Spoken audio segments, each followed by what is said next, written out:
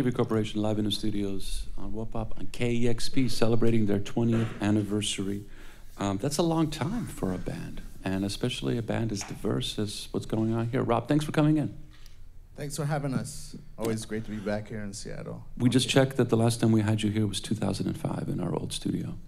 It's been a minute. It's been a minute. Yeah. And the band is still together, so I have to ask this one question. What's the secret?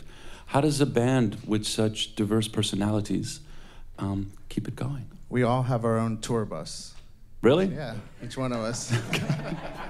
That's the secret. That's the secret. Proper sponsorship from Otto. Yeah. Awesome. Awesome. So you have a sold-out show tonight at the Showbox Market, which is a beautiful room. Yeah. And when you do a 20th anniversary show, like what's the, how do you put that together? Like, that's a lot of records. What goes in? What goes out? It's a lot of records. I mean, I think, our dedication has always been to the music and our record collection and our influences, and they come from such diverse places, and it reflects with all the people we have here in the studio with us and on the stage, and we just try.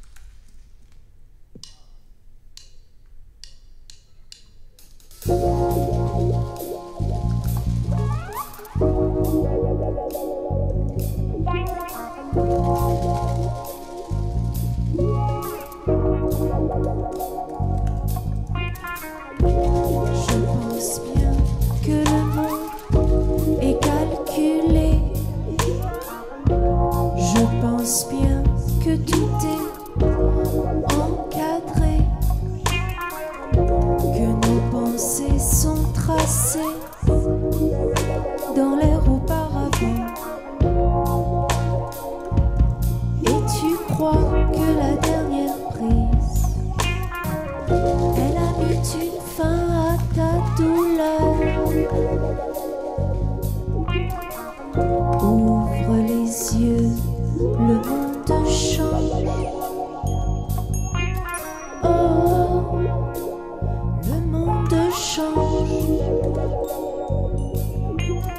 Oh, le monde change. Et tu crois que la dernière prise, elle a mis une fin à ta douleur, ta douleur. Demain est une autre sortie. Ça fait mal à dire, mais j'ai peur, j'ai peur.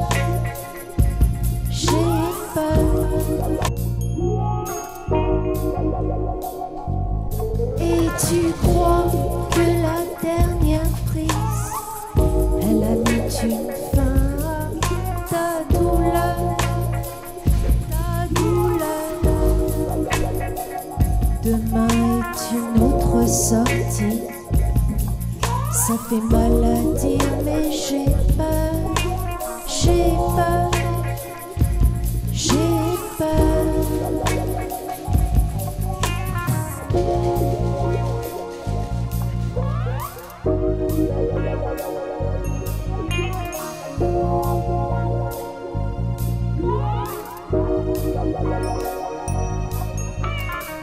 Soulage ton cœur, soulage ton âme, allez fort, tu vas voir.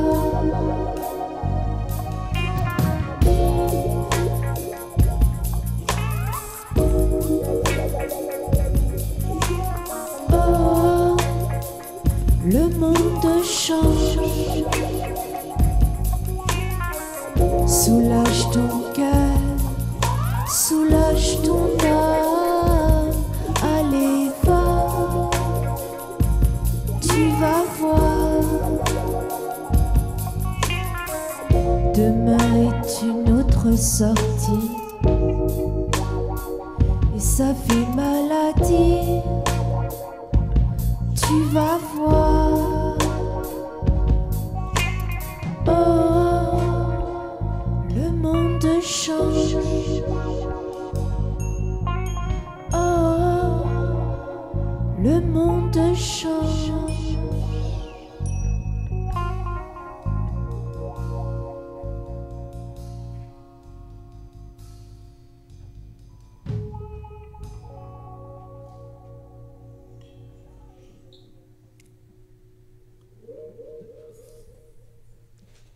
Thievery Corporation, live in the studios on Whoop Up on KEXP. That's beautiful. Thank you. As you know. 6, even before that. And back then it was hard to find cool music. Yeah, I mean, the internet didn't exist the way that it did. No, so you had to dig, you had to dig. Now there's a lot of cool music, and you guys rode the wave where you were one of the first ones to start incorporating bossa nova, Afrobeat, traditional Indian with this particular kind of flavor. It was called trip hop. Yep. And the music just kept evolving. But you guys, because you got your own label, you never like lurched to. How did you keep from losing your soul? Well, it's funny because back in the day we had a lot of lucrative record contracts offered to us, and you know, we always decided to keep it independent, and I think that's why we're still here today, because a lot of people we know that got signed to major labels, I mean, if you sell like 200,000 copies for a major label, that's nothing. Mm-hmm. But if you're two guys doing it in the liquor room of a studio, you can make a decent living. I know. So, you know, and we've always really wanted to do it ourselves because we're from Washington, D.C., and we're inspired by the Discord guys and, you know, Fugazi, all those bands, and seeing other bands that could do it themselves made us want to, you know, just keep it in the family. Restaurants and everything, you're still very much vital to that scene, but the scene in itself is kind of weird.